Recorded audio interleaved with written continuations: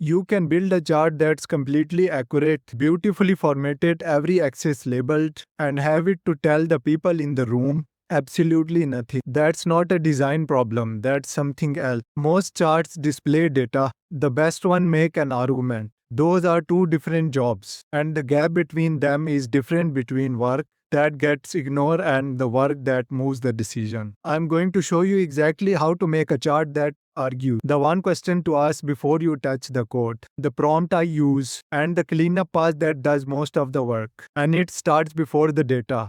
Okay, take a look at these two charts. They are visualizing the exact same dataset. The one on the left display chart is technically perfect, but if you pull up in the meeting, it forces the viewer to do all the heavy lifting. There have been scan the access, check the legend, and try to figure out what matters. A display chart only answers one question: what is the data? Now look at the chart on the right. This is the argument chart. You instantly know where to look and what it means. It does not show the data, it answers the one only question the room actually cares about. What should we conclude? If you are just displaying data, you acting as a human dashboard. We want to act as a decision driver. So how do we build the chart on the right? The biggest mistake happens before even open the IDE. Do not start by picking a chart type. Do not start by declaring your variables.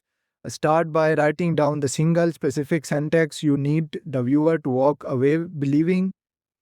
Right here, my sentence is revenue covered in Q4 and sharp Q3 drop. This sentence is now our exact specialization. It is the filter of everything we do next.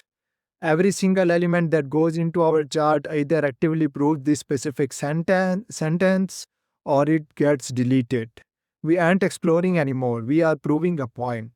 Okay, now let's bring the into cursor. Before we have our core sentence, we can prompt the model to encode the argument for us. Rather than just asking it to plot a data frame, instead of a generic prompt, here's the exactly how to structure it. First, the context. Plot monthly revenue for 2025. Second, the core argument. The story of the chart is the revenue recovered in Q4 after a sharp Q3 drop. Third, the tactical instruction.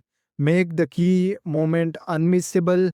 Use a contrasting color for Q4 and add text or animation pointing to recovery and keep the rest of the month in neutral gray. Watch the output. By handing the model the conclusion, it builds the visual to actively defend it. It code writes entirely focused on highlighting our specific narrative. We have a great foundation, but now we do the cleanup pass. This is where the magic happens. The rule here is simple. If the element isn't serving our conclusion, it's completing with it.